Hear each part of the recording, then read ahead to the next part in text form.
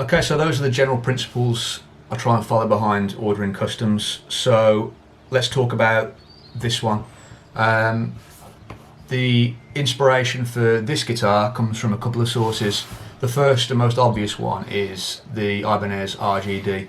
Again, I love the way that guitar looks, I love the way it plays, I love the way, for the most part, they spec them out.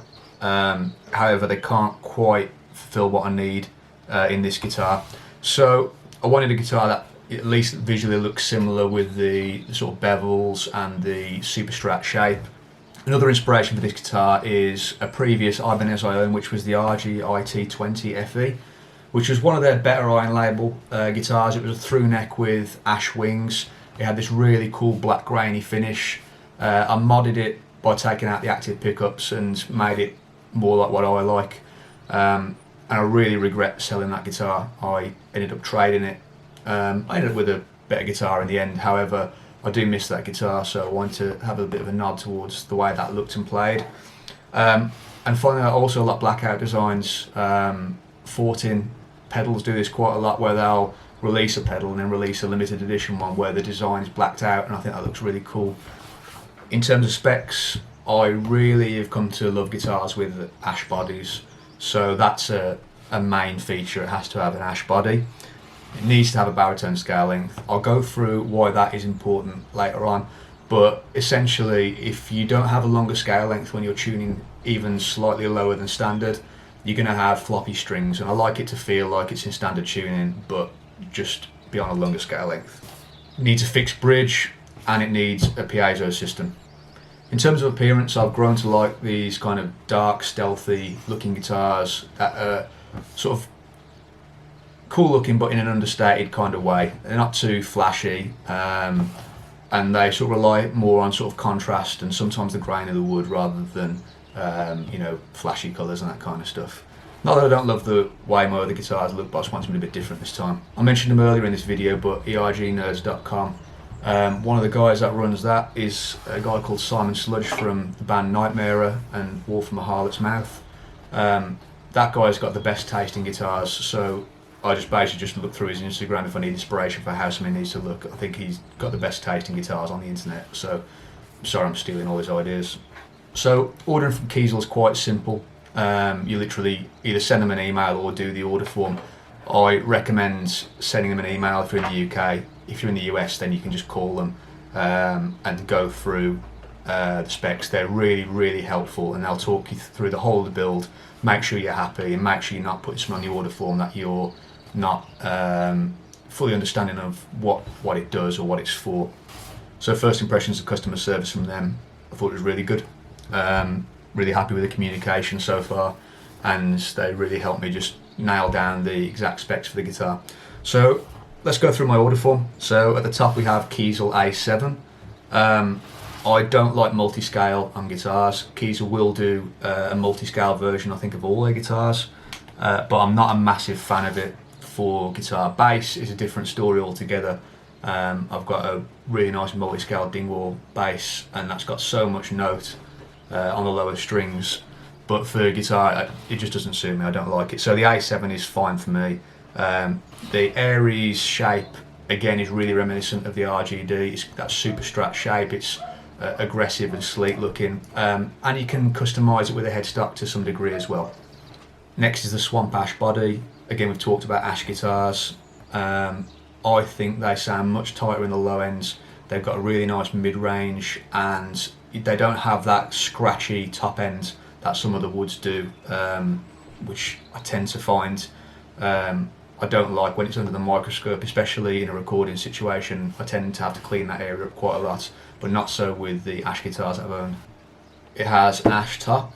I kind of seesawed on this because I either wanted an ash top or a royal ebony top. However, I like them more or less 50-50.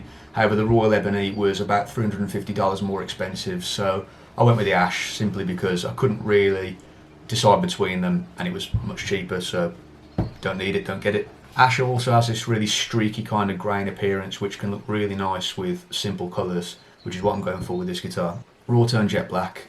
Now, that's going to be on the face of the guitar. I think it's going to look really slick and stealthy.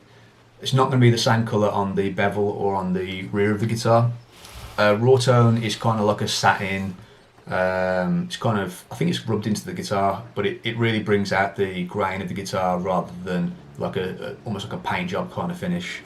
But they do offer satin colours and bursts and that kind of stuff, but I think the raw tone looks really good. Rear body natural clear. Now, I think that's going to give it a really high contrast kind of look. You're going to have the black raw tone on the front, and the bevel and the back are going to have the natural ash finish. Now this is a natural ash finish but with a gloss finish on the back, but that looks beautiful, so I'll be happy with that. 3-piece walnut neck with a maple stripe in the middle. This was the only thing on the guitar I took a bit of a punt on, really, because I've not used this combination before. I've got maple necks with walnut stripes, but this is going to be a walnut neck with a maple stripe down the middle. Visually it's going to be really striking because I'm used to seeing guitars with like a light neck with dark stripes. This is the opposite.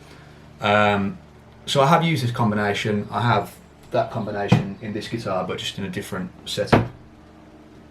27-inch scale.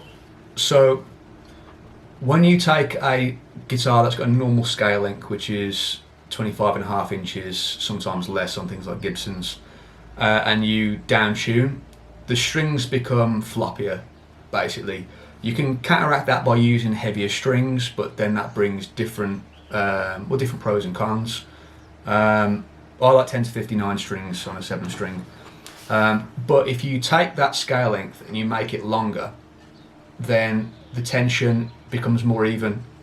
And I find that a 27-inch scale or even a 26.5-inch scale, tuning to B flat or A flat, it just feels like a normal guitar. It's just lower, so you don't have that kind of floppy horsehair kind of feeling when you're hitting your strings. So that for me is a must. I think it helps with tuning stability, but mainly for me it's the way it feels and the tone. Thinner neck profile.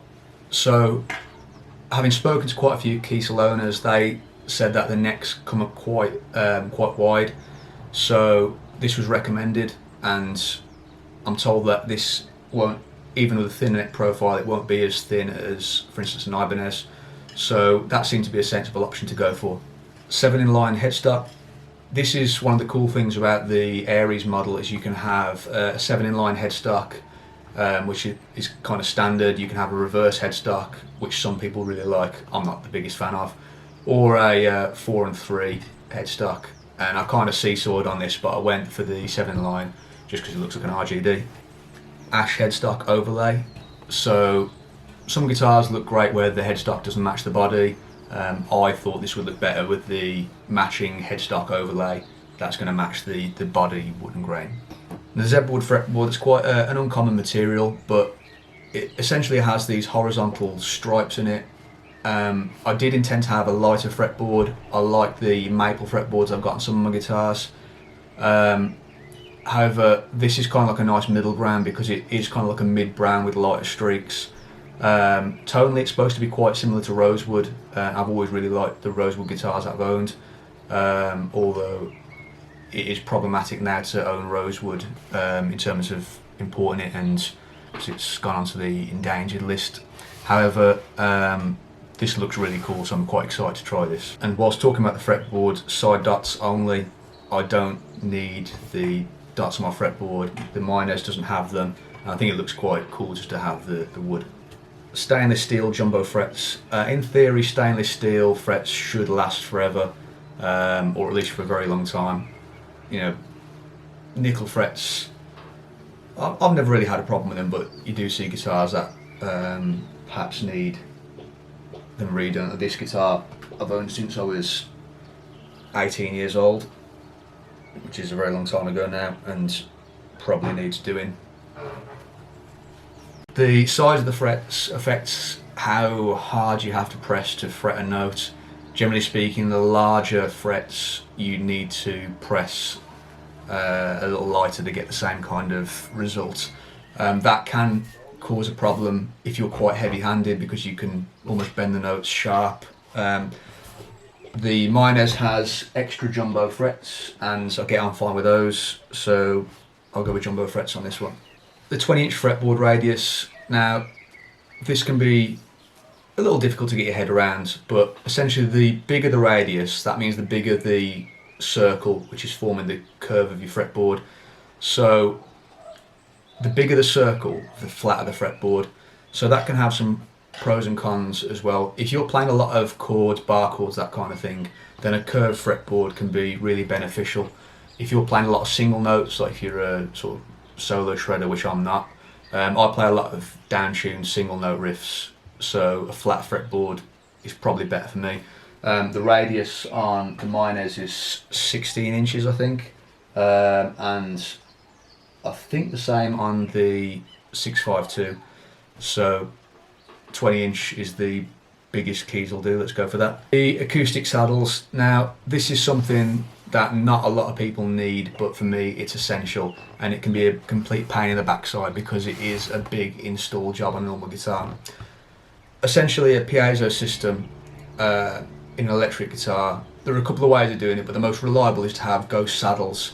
So underneath the saddles in the bridge, you'll have piezo wires coming out of each one, which go into the body of the guitar and then go into an acoustic preamp, and you can have different methods of using it then. For instance, in this guitar, these are Graphtec acoustic saddles. They go directly down into the body and into the control cavity into a Minez MP1 acoustic preamp, which is in here.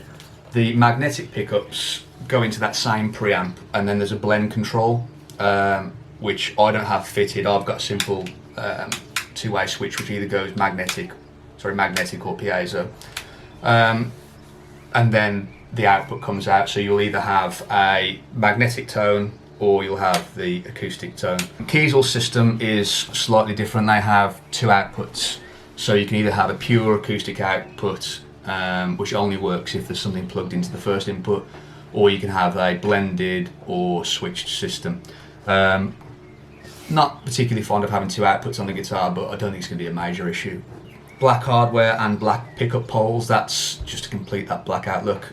And also on that note, the drop shadow logo black, so it's going to basically look like the outline of the logo is being shadowed, so that could be quite cool as well. The custom control layout, Kiesel basically charge a one-off price for a non-standard control layout. So for me, that's getting rid of the tone knob because I don't need it, I don't want it in the way, and going from a 5-way selector to a 3-way selector and a push-pull volume pot. So I don't like having a 5-way selector where I've got to be really precise about where I put it to get a single coil tone.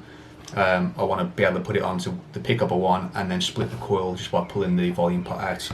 And the pickup choice on this guitar. Now, I know that my favourite guitar pickups are bare knuckle aftermaths, which I've tried to have on as many guitars I own as possible. However, for this, I've heard really good things about the Kiesel lithium pickups, which are their standard pickups. So Kiesel will fit bare knuckles for you if you buy them from bare knuckle and have them shipped to them in America. However, one, I want to try the lithiums, see if I like them, and two, it's probably just as easy for me to buy the aftermaths here in the UK down the line and have them fitted by a tech. I could do it myself, I'm not that terrible with a soldering iron, but for something like this I prefer the tech to do it. So overall, what I've ordered is quite a simple build. It should be a very straightforward guitar, maybe other than the piezo system, but it does all the things that I need it for, and hopefully it does them all well, so I can have one guitar that does everything.